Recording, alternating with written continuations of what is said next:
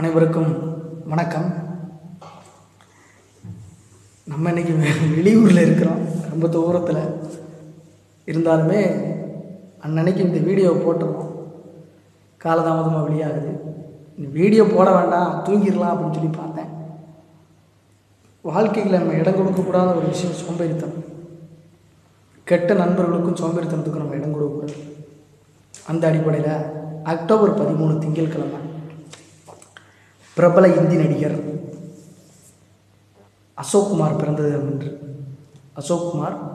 தினம் இன்று. இந்தி திரையுலகில் கொடிகட்டி பறந்தவரும் தாதா மோடி அண்ணன் என்று திரையுலகினரால்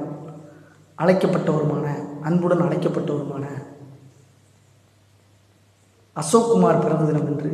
பீகார் மாநிலம் பகல்பூரில் அன்றைய வங்காள மாகாணத்தில் 1911 பிறந்தார். குமுத்லால் கஞ்சிலால் கங்குலி என்பது இயற்பெயர். கல்கத்தா பல்கலைக்கழகத்தின் பிரசிடென்சி அப்படின்னா மாநில கல்லூரி. ஏன்னா தமிழ்நாட்டிலேயும் ஒரு பிரசிடென்சி காலேஜ் இருக்குது, அது தமிழில் மாநில கல்லூரின்னு சொல்கிறாங்க. கல்கத்தாவோட பிரசிடென்சி கல்லூரியில் அந்த பல்கலைக்கழகத்தோட பிரசிடென்சி, மெட்ராஸ் பல்கலைக்கழகத்தோட மெட்ராஸ் பிரசிடென்சி காலேஜ் இருக்குல்ல, அது மாதிரி கல்கத்தா பல்கலைக்கழகத்தோட கல்கத்தா பிரசிடென்சி கல்லூரியில் சட்டம் படித்த போதிலும் வழக்கறிஞர் தொழிலில் ஆர்வம் இல்லை. சினிமாவில் தொழில்நுட்ப கலைஞராக பணிபுரிய விரும்பினார். இவரது அண்ணன் சசாதர் முகர்ஜி பாம்பே டாக்கீஸில் வேலை செய்து வந்தார். 1930களில் இவரும் அங்கு சென்று தொழில்நுட்ப கலைஞராக பணிபுரிய தொடங்கினார். நடிக்கும் வாய்ப்பு கூட எதேச்சியாகத்தான் கிடைத்தது. ஜீவன் நையா என்ற படத்தில் நஜ்முல் ஹசன் நடிக்க முடியாத சூழலில் அவருக்கு பதிலாக இவர் தேர்ந்தெடுக்கப்பட்டார். சினிமாவுக்காக அசோக்குமார் என்று பெயர் சூட்டப்பட்டது. அரை மனதுடனேயே, அதாவது அரை மனதுடன், ஆஃப் மைண்டடாக மனதுடன் நடித்தார். அதே ஆண்டில் அச்சுத் கன்யா படத்தில் நடிக்கும் வாய்ப்பு தேடி வந்தது. தேவிகா ராணியுடன் சேர்ந்து நடித்த அந்த படம் இமாலய வெற்றி பெற்றது. இதையடுத்து ஜன்மபூமி, சாவித்ரி, வசன் உள்ளிட்ட பல படங்களில் இந்த வெற்றி ஜோடி வலம் வந்தது.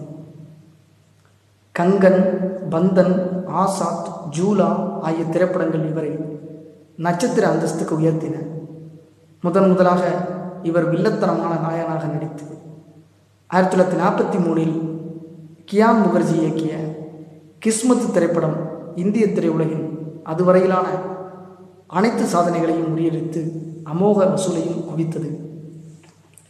இந்திய திரையுலகின் முதல் சூப்பர் ஸ்டாராக புகழ்பெற்றார்.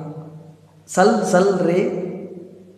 சல் ரே நவ்ஜவான் மற்றும் சிகாரி மற்றும் சாசன், சர்க்கம் உள்ளிட்ட திரைப்படங்கள் மாபெரும் வெற்றியை ஈட்டின. ஜூவல் தீப், ஆசீர்வாத், புரப் அவுர் பசிம் உள்ளிட்ட பல திரைப்படங்களில் முக்கிய வேடத்தில் நடித்தார். ஒரே மாதிரி வேடங்களில் நடிக்கக்கூடாது என்பதில் மிகவும் கவனமாக இருந்தார். நடிப்பில் தனக்கென்று தனிமுத்திரை பதித்தவர். தேவ் ஆனந்த், திலீப் குமார், ராஜ்கபூர் என பல நாயகர்கள் வந்தாலும் இவரது புகழ் மங்கவில்லை.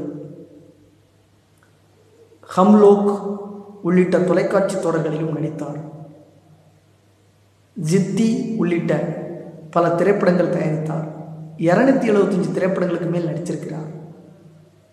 சிறந்த ஓவியர், ஹோமியோபதி மருத்துவராகவும் திகழ்ந்தார்.